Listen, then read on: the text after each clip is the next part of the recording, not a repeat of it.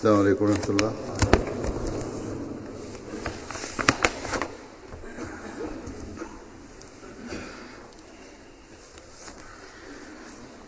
أشهد أن لا إله إلا الله وحده لا شريك له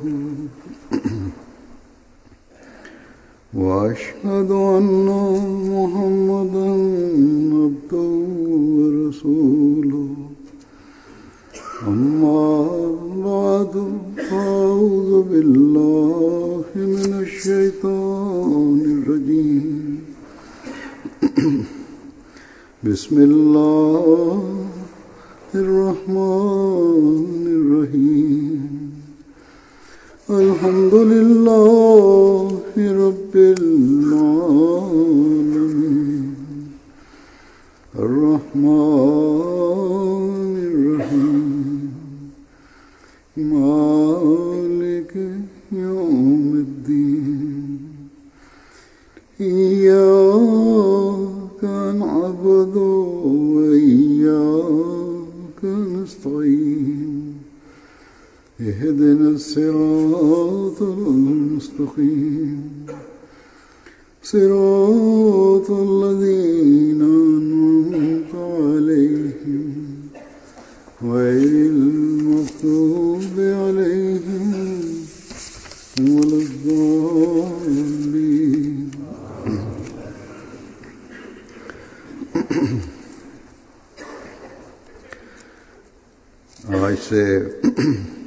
Bugundan Angliyadagi Ansorulloh hamda Lajnai Ma'ullohning yig'inlari boshlanmoqda.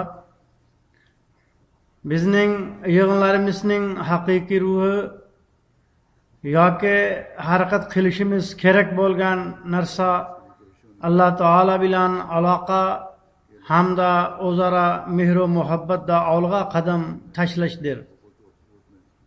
Ilmiy dasturlar hamda musobaqalarga biz bu narsalarni o'rganib, o'z hayotimizga tatbiq qilish ruhi bilan ishtirok etishimiz kerak. Ba'zi sport musobaqalari ham o'tkaziladi, chunki Alloh taolaning haq huquqlari va bandalarining haq huquqlarini ado etish uchun sog'lom tana lozimdir.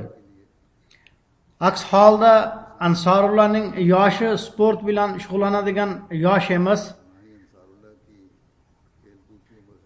Hamda 22-23 yoshdan so'ng ayollar ham sportga unchalik qiziqmaydilar. Demak, jismoniy tarbiya musobaqalarining maqsadi o'z jismoniy sog'lig'iga e'tibor qaratishdan iborat.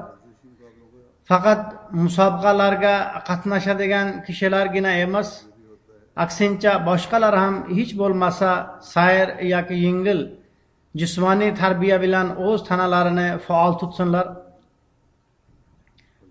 Qisqasi, bu yig'inlarning maqsadi o'z diniy va ilmiy salohiyatlarimizni oshirishga e'tibor qaratishdir. Ansorullohning prezidenti mendan Ansorullohga bag'ishlab xutbangizda biroz so'zlab bering deb iltimos qildi. Ansorullohning yoshi insonning o'y fikri mustahkam bo'lgan yosh hisoblanadi. Ular burchlarini o'zlari his qilib, mas'uliyatlariga e'tibor qaratishlari lozim. Birinchidan, yoshlarining mustahkamligi, ikkinchidan, katta yoshdagi kishilar tashkilotining nomi Ansorulloh ekanligi 40 yoshdan oshgan har bir ahmadiyga mas'uliyatlarini his qildirish uchun yetarlidir. Har bir ansor ado qilishi shart bo'lgan mas'uliyatlar xulosasi Ansorullohning ahdu paymonida bayon qilingan.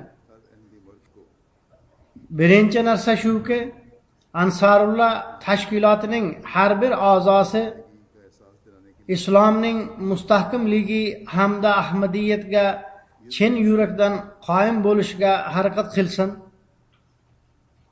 islomning mustahkamligi uchun harakat o'z ilmi va kuchi bilan bo'lolmaydi. Islom Alloh taolo yuborgan din bo'lib, ta'lim jihatidan to'liq va mukammal dindir. Hech bir inson unda mustahkamlik paydo qilmaydi. Biroq har bir kishi u bilan o'z aloqasini mustahkamlashi kerak, toki bu to'liq va mukammal dinning mustahkam qismiga aylanaylik. Va bu narsa Alloh taolo bilan aloqa o'rnatmasdan paydo bo'lolmaydi. Buning uchun har bir ahmadiy harakat qilishi lozim. Ansorullahning me'yorlari eng oliy bo'lishi zarur. Payg'ambar sallallohu alayhi va sallam bilan aloqa o'rnatmay, Alloh taolo bilan bo'lgan aloqa mukammallashmaydi. Shuning uchun Alloh taolo o'zi bizga payg'ambar sallallohu alayhi va sallamga durud va salom o'qinglar deb buyurgan. Bunga e'tibor beringlar. Bu nihoyatda muhim narsadir. So'ngra Hazrat Masih Maud alayhissalomga bayt qilish haqqini ado etish lozim. Bu haq ado etilgandagina biz ahmadiyat ustiga chin yurakdan qoyim bo'lamiz. Bu davrda Alloh taolo islomni yoyishni intihosiga yetkazish uchun Hazrat Masih Maud alayhissalomni yuborgan. Biz islomni yoyish va islom targ'ibot ishlariga qatnashib, o'zimizni Ansorulloh deb isbotlaganimizdagina ahmadiyat ustiga chin yurakdan qoyim bo'lishimiz isbotlanadi. Mas'uliyatlardan bittasi shudir. So'ngra ansorlar o'z ahd va paymonida Ahmadiya xalifaligi bilan vafolik aloqasi va uni muhofaza qilish uchun harakat qilamiz degan ahdni e'lon qilib, bu mas'uliyatni o'z zimmasiga olganlar. Bu harakat qanday yuz beradi? Ansorlar xilofat ishlarini va dasturlarini olg'a surish uchun xilofatning yordamchisi bo'lgandagina va o'zlarini xalifaning so'zlarini eshitishga jalb qilgandagina bu harakat ro'yobga chiqadi. Shu ishlar uchun Alloh taolo bu davrda bizga imtiya degan ne'matini ato etgan. Uzoqda yurganda ham xalifaning so'zlarini eshitish mumkin. Demak, ansorlar o'zlarini bu bilan bog'lashlari kerak. Shuningdek, ular avlodlarimizni ham xilofat bilan bog'laymiz deb ahd qilganlar. Demak, bu orqali avlodlarimizni ham xilofat bilan bog'lab qo'yinglar. Toki vafolikning bu tizimi avloddan avlodga o'tib tursin va islomga xizmat qilish hamda islomni yoyish ishlari doimo davom etib tursin. Chunki islomni yoyish ishi Hazrat Masih Maud alayhissalomdan keyin uning o'z e'loni bo'yicha qudrati soniya deb atalgan xilofat tizimi orqali bo'ladi. Demak, bu ish uchun qurbonlik ahdini nazarda tutinglar. Sizlar biz har qanday qurbonlik qilamiz deb ahd qilgansizlar. Alloh taolo barchaga buning uchun kuch-quvvat ato etsin. Shuningdek, men zikr qilganimdek lajna uyushmasining ham yig'ini bo'lmoqda. Lajna imomlar doimo qilgan ahdlarni ko'z oldiga qo'yishlari kerak. Alloh taolaning juda katta fazl marhamati hamda mehribonligi bor. Lajna imomlarning ko'pchiligi Alloh taolaning marhamati bilan din ustiga ixlos va vafo bilan qoyimdir. e'tiqod jihatidan ularning ko'pchiligi mustahkamdir. Biroq lajna uyushmasining har bir a'zosi o'z amaliy faoliyatini ham Alloh taolo payg'ambari buyurgan me'yorga ko'tarishi kerak. Men zikr qilganimdek, lajna imollarining ham bir ahd va paymoni bor. Ular o'z dasturlari hamda yig'inlarida biz o'z dinimiz uchun har qanday qurbonlikka shay bo'lib turamiz deb o'z ahdlarini takrorlaydilar. Demak, din talab qiladigan eng birinchi qurbonlik shu: o'zlaringizning barcha dunyoviy xohishlaringizni chetga surib, o'z amaliy holatlaringizni din ta'limotiga muvofiqlashtiringlar. Bir ahmadiy ayolda rostgo'ylikning oliy me'yorlari bo'lishi lozim. Yana ayolga tegishli ahkomlar bor. Ularga amal qilishga harakat qilishlari lozim. Alloh taolo ayol zotiga o'zining muqaddasligi hamda or namusini muhofaza qilish uchun aytgan narsalardan eng muhimi hijobdir. Agar biror bir ahmadiy ayolda shu ahkom bo'yicha kamchiligi bo'lsa, u haqiqatda o'z ahdini amalga oshirmayapti. Jamiyatning xavfi va dunyoviy xohishlari bir ahmadiyni din ta'limotidan uzoqlashtiruvchi bo'lmasin. Aksincha, har bir ahmadiy ayol o'z amaliy hayotini Alloh taolo ato etgan ta'limotga muvofiq kechirguvchi bo'lishi kerak. Yana bir ahad rostgo'ylik ustida qoyim bo'lishidir. Shu ahad bo'yicha har birimiz biz haqiqiy rostgo'ylik ustida qoyimmismi yoki yo'qmi deb o'z me'yorlarini tekshirishi kerak. Shuningdek, bola chaqani tarbiyalash ahdi bor.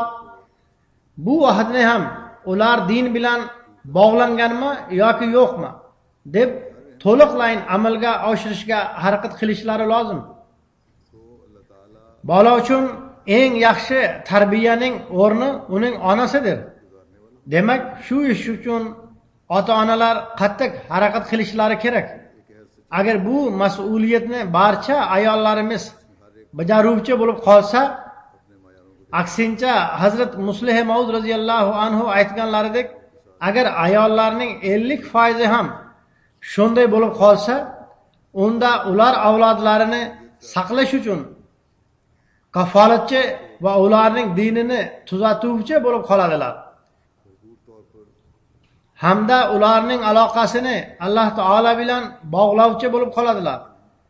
Shuningdek, o'z bola chaqasida millat va mamlakat uchun qurbonlik shijoatini foyda qilish ish ham onalarnikidir. Bu narsa sizlarning ahdu paymoningizda bordir. Ularning ongini qonunlarga bo'ysunishga tayyorlash onalarning ishidir. Yomonlik va yaxshilikning o'rtasida farq qildirish onalarning ishidir. Mamlakatning rivojlanishi uchun o'z rolini o'ynash va bunga e'tibor qaratish ish onalarnikidir. Xilofat bilan bolalarni bog'lash va buning uchun harakat qilish mas'uliyati otalarga yuklanganidek, onalarga ham yuklanadi. Demak, bu muhim mas'uliyatni har bir ona tushunishi lozim. Alloh taolo ularga kuch-quvvat ato etsin. Shuningdek, lajna bilan birgalikda Nosiratul Ahmadiyaning yig'ini ham bo'lib o'tmoqda. Nosirat ham ahd va paymon qilishadi. Ular ham o'z ahdlarini amalga oshirishlari kerak. 14-15 yosh hushli yosh hisoblanadi. Bu yoshda inson yaxshi yomonni ajrata oladi. Nosratlarning bu uyushmada bu oxirgi yillari bo'ladi. Bu yoshda nosratlarning ko'pgina xohish istaklari ham bo'ladi. Agar ko'zi ko'proq dunyo tomoniga qaratilgan bo'lsa, unda dunyoviy xohishlar dindan ustunlik qiladi. Shuning uchun har bir ahmadiy qiz nihoyatda ehtiyot bo'lishi kerak va o'z ahdu paymonini ko'p takrorlab turishlari lozim.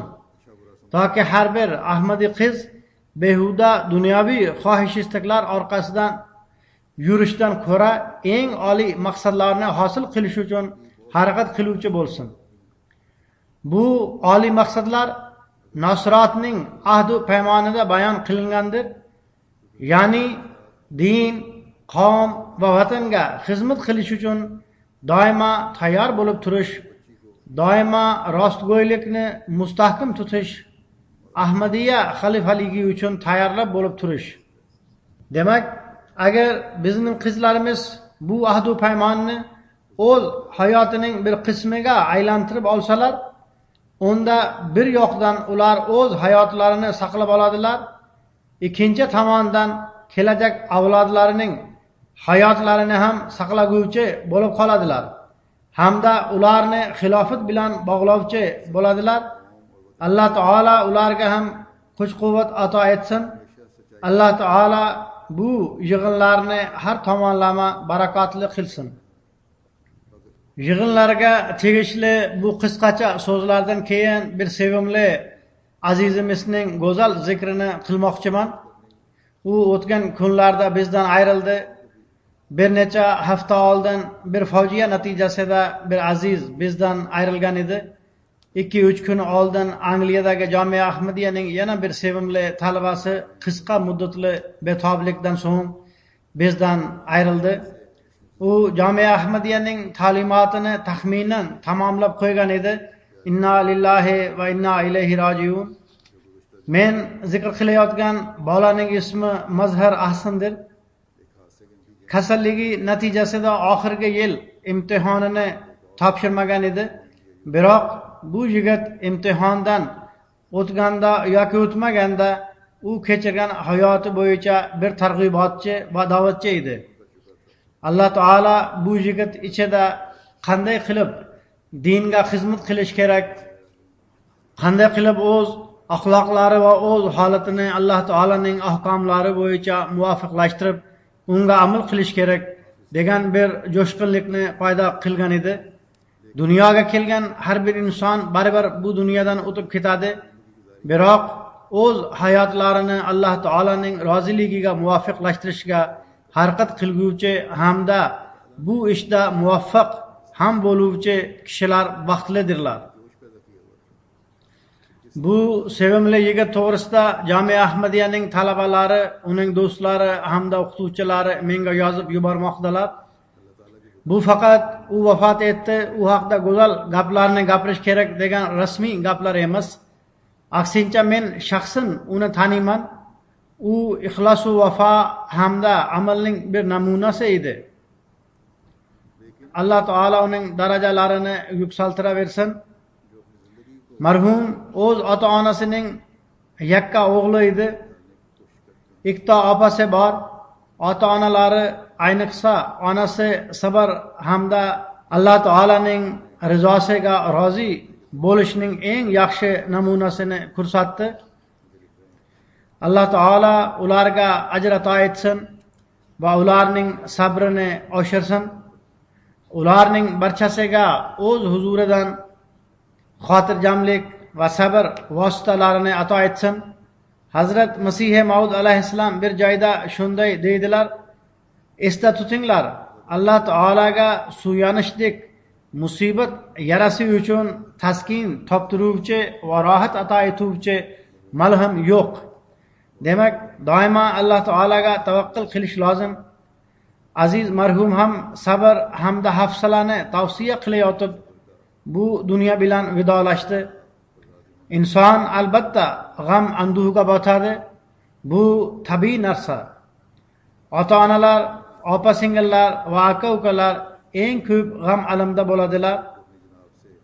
Biroq bu g'am alamlarni duoga aylantirib marhumning darajalarini yuksaltira olamiz hamda o'zimiz uchun sabr hamda tasalli sababchisi qila olamiz. Alloh taolo yaqinlariga ham buning uchun kuch-quvvat ato etsin. Endi men bu bola to'g'risida so'zlab beraman. Bu bola saraton kasaliga chalingan edi. Muolajadan keyin Alloh taolaning fazl marhamati bilan shifo topgan edi. Biroq keyinchalik ko'kragida qandaydir infeksiya paydo bo'ldi.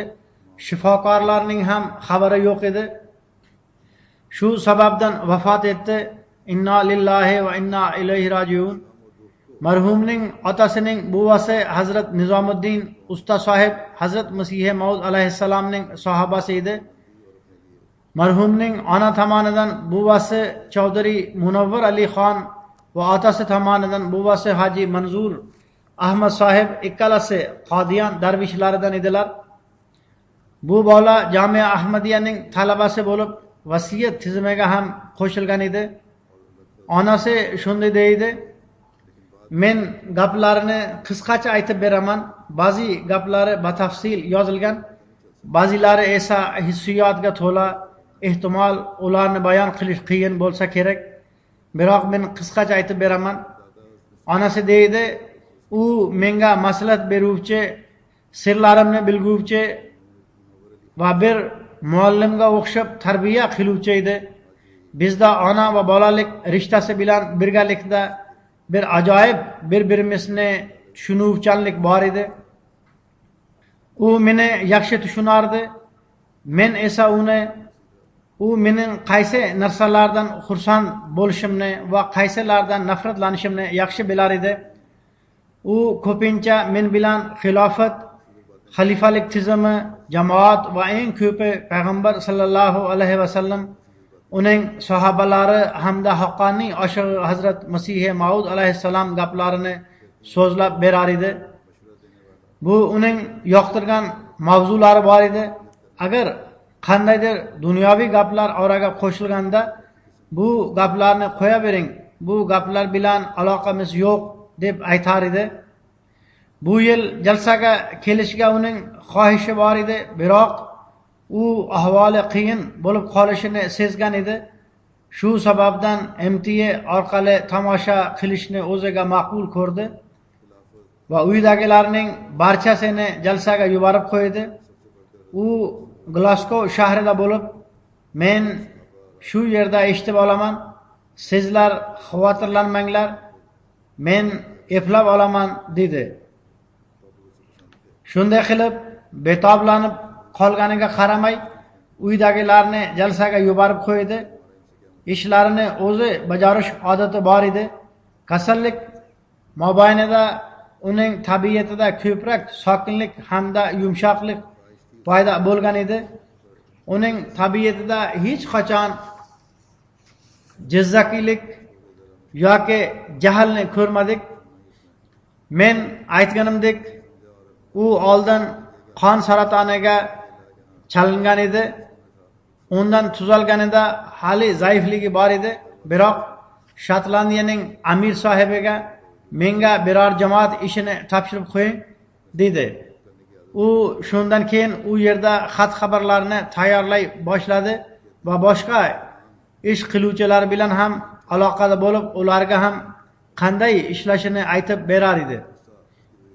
Shuningdek, Shotlandiyaning Nosirot va Lajna yig'ilishi bo'lganda ular uchun diplomlarni tayyorladi. Hazrat Masih Maud alayhissalomning kitoblarini mutolaa qiluvchi edi. Onasi shunday deydi: 12-sentyabr kuni unga infeksiya hujum qilganda, deyarli ana shu kunlar edi. Meni chaqirib, mening yonimga kelib o'tiring dedi. So'ngra Alloh taolaning fazl marhamatlarini o'z barmoqlaringizda sanab o'ting dedi.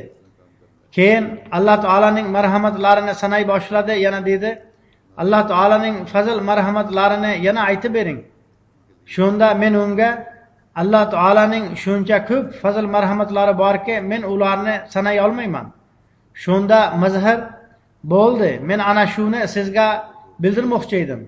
Shu sabab Alloh taolaning fazl marhamatlari va mehribonliklarini doimo yodda tutinglar va har qanday vaziyatda unga shukr qilib turinglar dedi.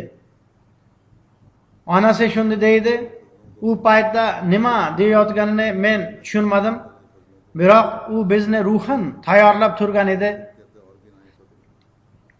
Onasi davom etib shunda deydi, tabshirning mehmonlari Shotlandiyaga kelganlarida oxirgi delegatsiyaning boshlig'i Roja Burxon sohib edi. U Mazhar bilan uchrashib, sog'lig'iga juda yaxshi deb juda xursand bo'ldi. Men unga murabbiy sohib Mazhar jamoat ishlarini bajarish uchun o'ta ishtiyoqman. U doimo men kelajakda shunday ishlayman, da'vatchi bo'lib shu ishlarni qilaman deb reja tuzib turadi deb aytdim. 2015-yil oktyabr oyida saraton kasalligi tashxisi ma'lum bo'lganda opasiga, oyimga juda ham ehtiyot bilan aytib bering, men u kishining yig'layotganini ko'ra olmayman dedi. Shifoxonada namoz o'qir, Qur'oni Karimni tilovat qilar hamda MTAda xutbalarni albatta eshitar edi. Internet orqali dasturlarda nazmlarni tinglar edi. O'z kursdoshlari va o'qituvchilari bilan gaplashar edi. Doktor va hamshiralarga jamoatni da'vat qilar edi. Oxirgi vaqtigacha shifoxonada o'tirib muolaja qilinar edi. Doktorlarga tinchlik anjumani haqida, jalsa to'g'risida hamda jamoatning har qanday tadbirlari haqida da'vat qilib turar edi. Jalsadan so'ng da'vatchilarning shu yerda majlisi bo'ladi. Uning kursdoshlari ham jamiyani tamomlagandan so'ng bu majlisga qatnashdilar. U kursdoshlariga majlisdagi muhim gaplarni yozib menga ham yuboringlar, toki men ularni o'z hayotimga tatbiq qilay dedi. Chunki u o'zi majlisga qatnasha olmasdi. Xilofatni sevar edi. Aziz Razoning vafoti to'g'risida xabar topganda onasi shunday deydi: men uning birinchi marta yig'layotganini ko'rdim. Dastlab men qo'rqib ketdim, biroq nima bo'lsa ham bu kutilmagan o'limdan ota-onalari hamda zamon xalifasi afsuslangan bo'lsalar kerak deb tashvishlanardi. Onasi yana davom etib shunday deydi: biz o'z Parvardigorimizdan rozimiz. Biz Alloh taolanikimiz. Barcha ishlarni Alloh taolo o'zi biladi. Bizning ishimiz duo qilishdir. Duolarni qabul qilish yoki qilmaslik uning ishidir. Onasi yana deydi: Mazhar ketayotganda ham bizni isloh qildi. 13-sentyabr hayit kuni ertalab Mazharda qattiq yo'talish bor edi. U menga choy damlashni buyurib, karavatiga borib yotib oldi. Men borib ko'rsam, istimasi nihoyatda baland edi. Tez tibbiy yordamni chaqirdik. U shifoxonaga ketayotganda shunday dedi: bugun hayit kuni, sizlar hayit o'qishga boringlar. Men bilan shifoxonaga borishning hojati yo'q. Men sizlarni u yerdan chaqirib olaman. Men u yerda uyali telefon orqali hayit xutbasini eshitib olaman. U bu kasallikda ham shu narsalarni esdan chiqarmadi. Ertalab tongda u vafot etdi. Uning opasi bomdod namozi yoki tahajjud uchun Mazharning ovozi shirinligi sabab uning azon aytgan ovozini yozib olib uyg'otadigan qo'ng'iroq sifatida qo'ygan edi. Opasi shunday deydi: Mazhar oxirgi nafasini olayotganida uning ovozi bilan bir danaga uyali telefonda azon ovozi boshlandi. Bu narsa uydagilarni yanada hissiyotga to'ldirdi. Baribir bu Alloh taolaning roziligi edi. Opasi Ruba juda ko'p voqealarni yozdi. U shunday deydi: saraton kasalligi ma'lum bo'lganda u menga, men har bir narsaga chiday olaman, biroq o'z onamning yig'layotganini ko'ra olmayman.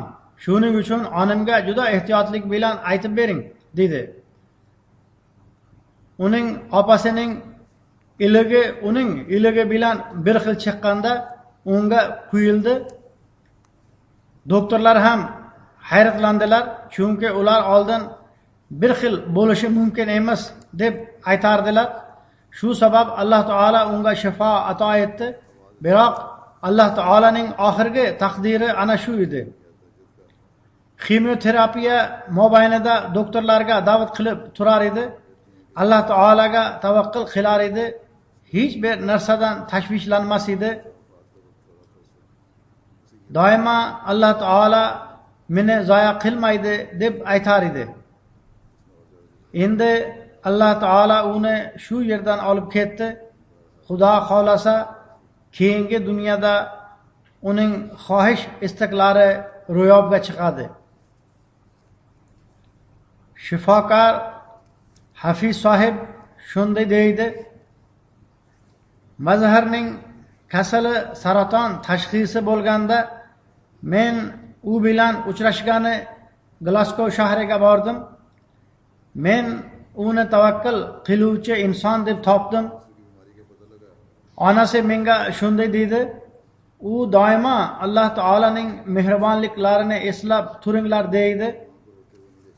Benazir Rafi xonim shunday deydi: men Shri Lankadanman. Mazharning onasi va uning qizlari bilan yaqin aloqamiz bor.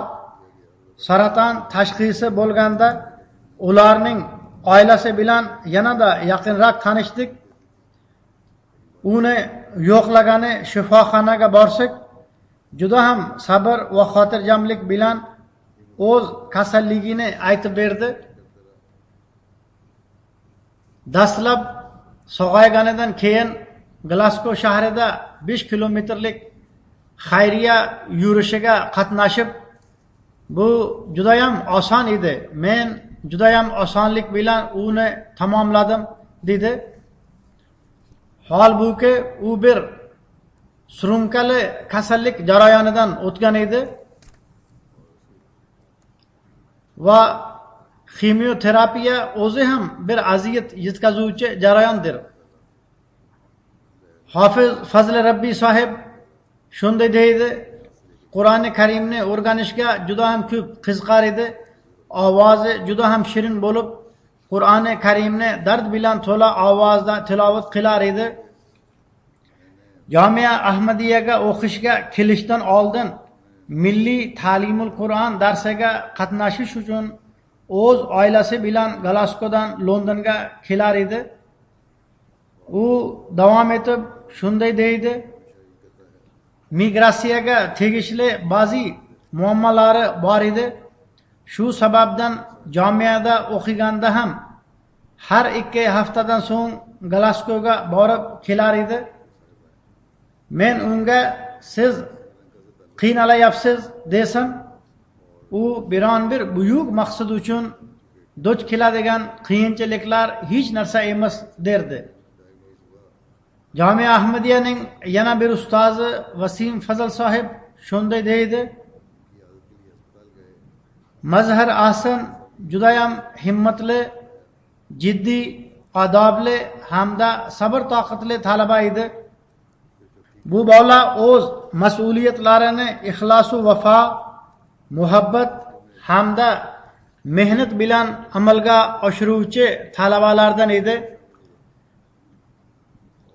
Tashkiliy ishlarda juda yaxshi edi. Yotoqxona ma'muriyatida bir necha yil nazoratchi bo'lib xizmat qilishga muvaffaq bo'lgan. Bir marta mazharga muhim bir ish topshirilayotganda birov u bu ishni uddalay oladimi deb so'raganida, bir o'qituvchi u aziz haqida o'z o'y fikrini bildirib shunday dedi: mazharga ish topshirilgandan so'ng undan biz yashirinishimizga to'g'ri keladi. Chunki u bizga nisbatan ko'proq tashvish, jiddiylik hamda sabr toqat bilan ishga kirishib ketadi. Marhumning tashkiliy ishlar salohiyati hamda haddan ko'p xizmatini shundan ham bilib olsa bo'ladi. Bir necha yil muqaddam Jamia Ahmadiyaning yillik o'yinlar paytida marhumga mehmondorchilik bo'limidan ish topshirildi. O'yinlarning so'nggi kuni ko'p mehmonlar tashrif buyurishadi va tush paytida ular uchun tushlik uyushtiriladi.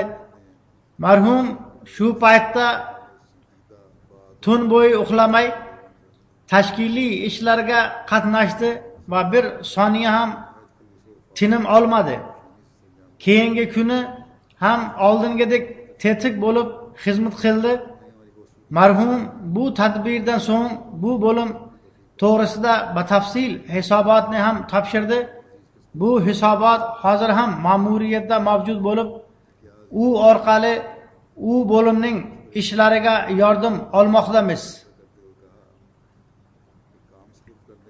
Jamia Ahmadiyaning yana bir o'qituvchisi Hofiz Mashhur sohib shunday deydi: "Biran muddat oldin azizim bilan telefon orqali gaplashdim. U menga tezroq sog'ayib, targ'ibotchi bo'lib, dinga xizmat qilmoqchiman. Men davolanayotganimda shu yerdagi mahalliy jamoatda ishlay boshladim" dedi. Yana bir payt azizim shunday dedi: "Men Glasgowda 5 kilometrlik xayriya yurishida qatnashmoqdaman.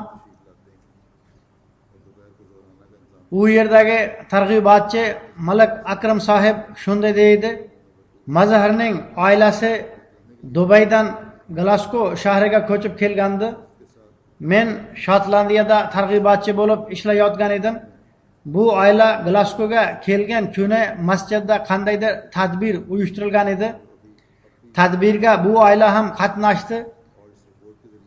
Biz ko'rdikki, Mazhar sohib salomlashgandan so'ng to'g'ri oshxonaga kirib ketdi. Oshxonadagi xizmatchilar bilan birga juda ham mehnat bilan ishlab turdi. Birinchi kundan boshlab Jamia Ahmadiyaga kelgunga qadar doimo masjid va jamoatga ko'p xizmat qilib turdi.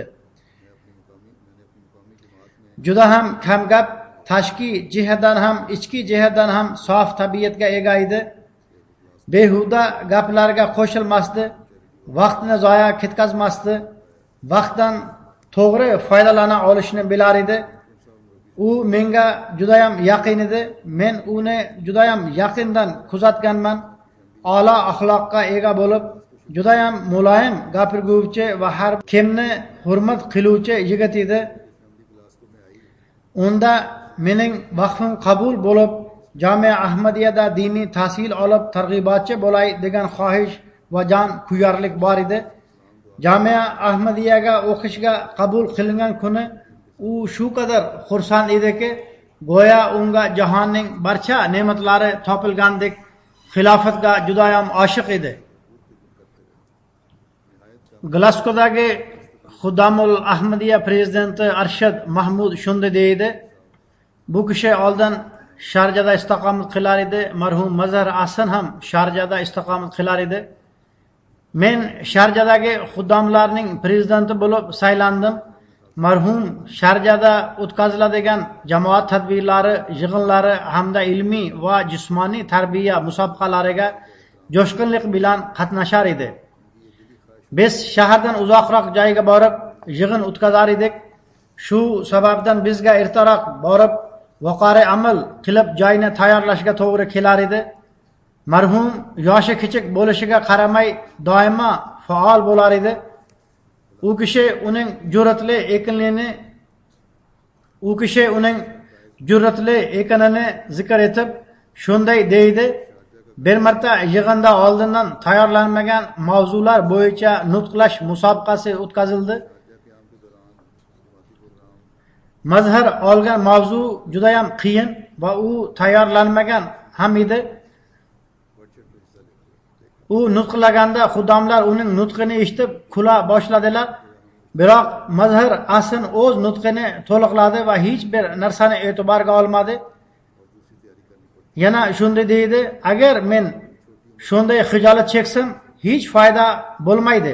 Chunki tortinish o'zi shunda uzoqlashadi. Biz xudamlar musobaqalarda jiddiy bo'lishimiz kerak. Odamlarning kulishidan hech tortinmadi va tortinishni uzoqlashtirishning eng yaxshi usuli shuki, qanday bo'lsa ham men gapirishni davom ettirishim kerak deydi. Bizning gambiyalik da'vatchimiz Abdurrahman bor, u o'tgan yili Jamia Ahmadiyani tamomlagan. U shunday deydi: men Jamia Ahmadiyada marhum bilan ko'p vaqtni o'tkazdim. Jamiyadan keyin biz WhatsApp orqali aloqada bo'lib turdik.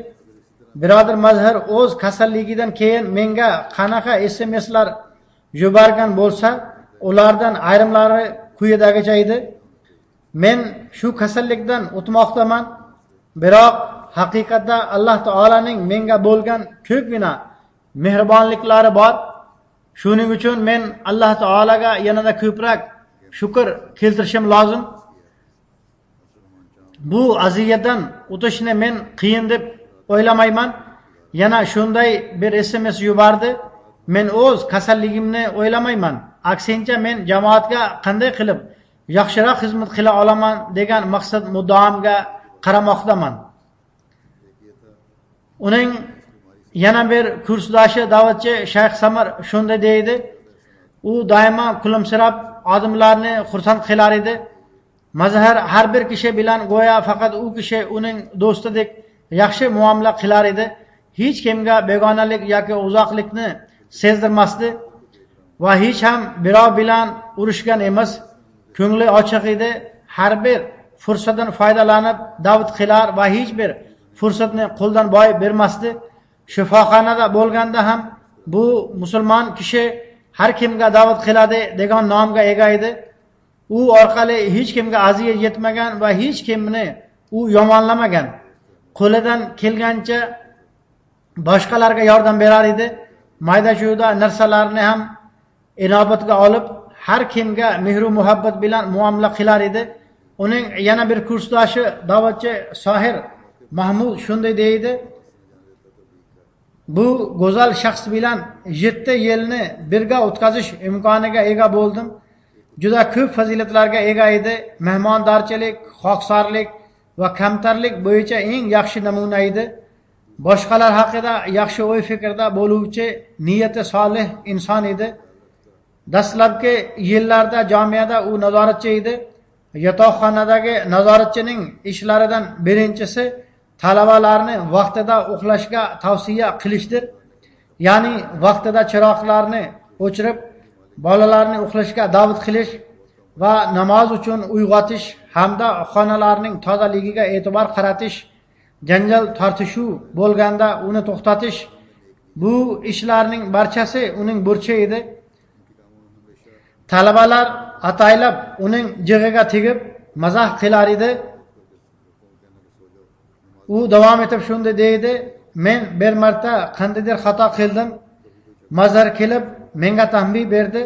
So'ngra biroz vaqt o'tib mening oldimga kelib mendan kechirim so'rab yig'lay boshladi. Juda ham ko'ngli yumshoq inson edi. Men betoblanib qolganimda yoki mazam qochganida yoxud dam olish kuni men yotgan bo'lsam, turishimdan oldin nonushtaini olib kelib karovutim yoniga qo'yib qo'yar edi. Agar qachondir tumov bo'lsam, mendan so'ramay tezda issiq suvga asalni qo'shib olib kelar edi. Huzur bilan bo'lgan uchrashuvlarni nihoyatda zavqlanib so'zlab berar edi. Qisqasi, qalbi tirik, samimiy, xoqsor, solih, dinning haqiqiy mujohidi, taqvodor, mehnatkash. Bu so'zlarning barchasini mazhar uchun ishlatsak bo'ladi.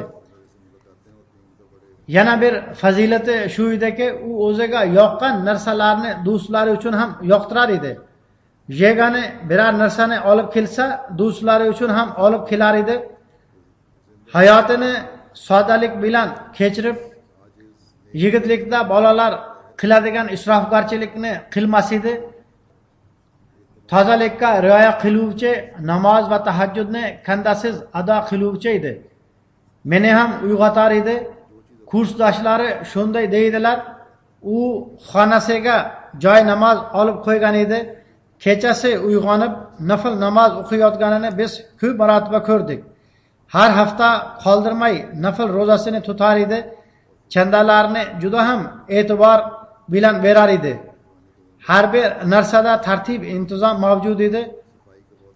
o'z vaqtidan nihoyatda aqllik bilan foydalanar edi.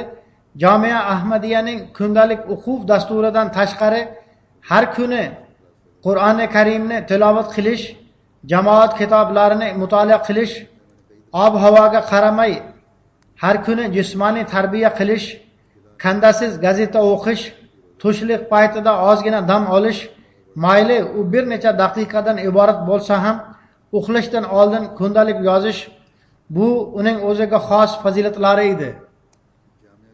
Huzurning juma xutbasidan muhim narsalarni yozib olib, do'stlari bilan muhokama qilar edi. Ahmadiya xalifaligi va Ahmadiya jamoatining haqiqiy oshig'i edi. Zaman xalifasi yoki jamoat tizimiga qarshi hech qanday gapga chidab turmasdi. Jamoatning har bir chaqiruviga labbay deb javob qaytarar edi va boshqalarga ham eslatar edi. O'zini zaman xalifasining askari deb tushunar edi. U shubhasiz askar edi. Ko'pincha men xilofat uchun o'z jonimni ham qurbon qilishga tayyorman derdi. So'ngra bu ahvolni bildirish uchun so'zlari yetmasdi. Biroq u nima qilmoqchi bo'lsa, unigina aytar edi. Uning saraton kasalligi ma'lum bo'lganda do'stlariga sizlar xavotirlanmang va Alloh taolo huzurida egilinglar deb bizning ko'nglimizni ko'tarar edi. Alloh taolaga iymoni va tavakkul qilishi juda ham mustahkam edi. O'z kasalligini o'ziga bir sinov deb qabul qildi. Hech kim oldida o'zining aziyati yoki tashvishini izhor etmadi. Uning bir do'sti da'vatchi Sharjil shunday deydi: juda ham a'lo axloqqa ega hamda sevimli do'st edi. Juda ko'p fazilatlarga ega edi. Unda xilofat maqomining haqiqiy idroki bor edi. Alloh taolaga tavakkul qilishi juda ham mustahkam edi. Jamoat uchun har bir narsani qurbon qiluvchi hamda samimiy edi. Hech qachon birovga aziyat yoki ziyon yetkazmagan, doimo kulib turar edi. Birov uni qanchalik qiynasa ham g'azablanmas edi. Behuda gaplar gapirmay, undan ehtiyot bo'lar edi. Uning og'zidan hech qachon yomon so'zlarni eshitmadik.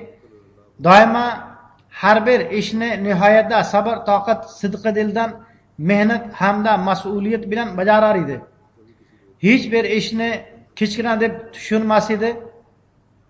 Har kimga yordam berar edi.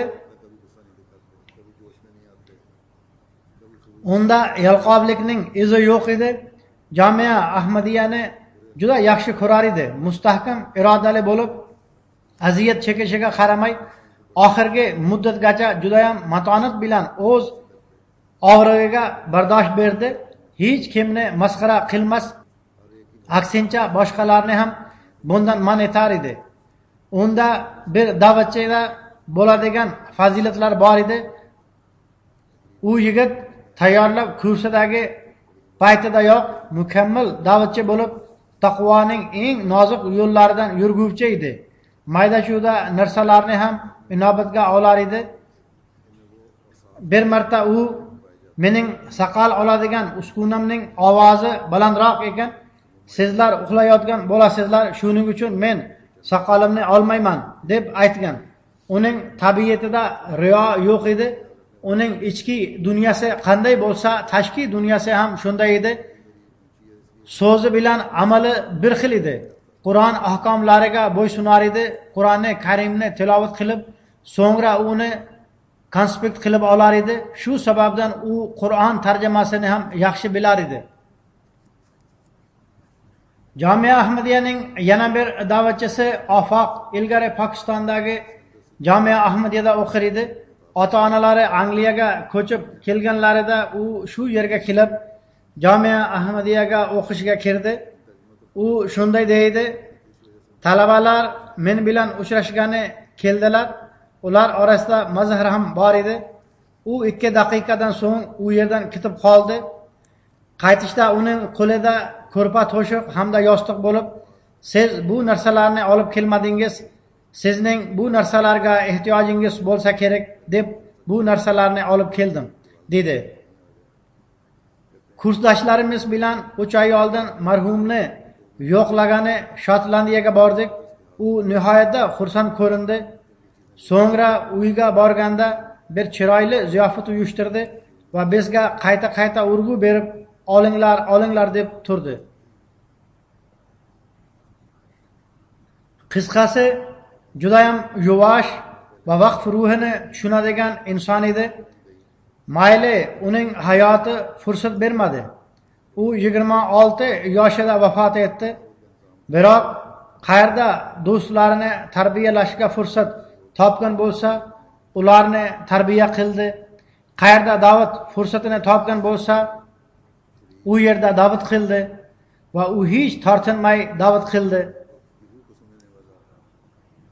Oxirgi vaqtida ham o'z oldida biror narsani yozib qo'yar edi, toki har bir doktor va keladigan hamshira uni o'qisin. 2-3 marta shifoxona va uyiga telefon qilib, u bilan gaplashdim. U juda ham sabr toqat bilan javob qaytarar edi.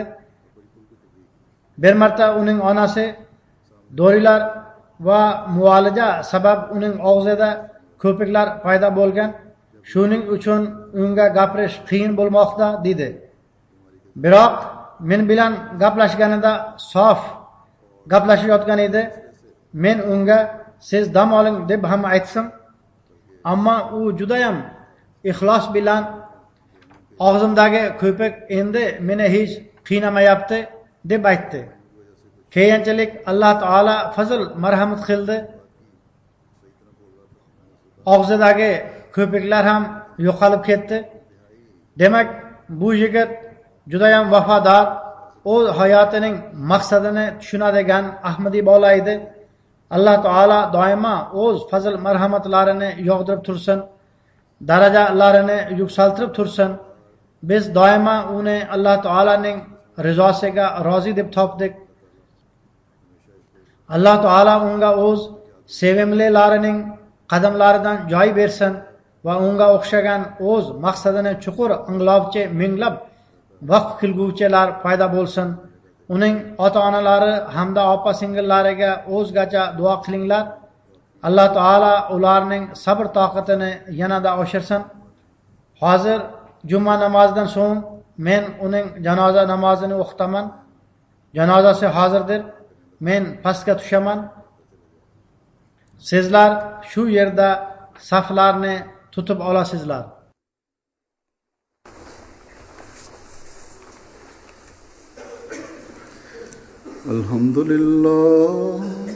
Alhamdulillah nahmaduhu wa nasta'inuhu wa nastaghfiruhu wa nu'minu bihi wa natawakkalu alayhi wa na'udzu billahi min shururi anfusina wa min sayyiati a'malina.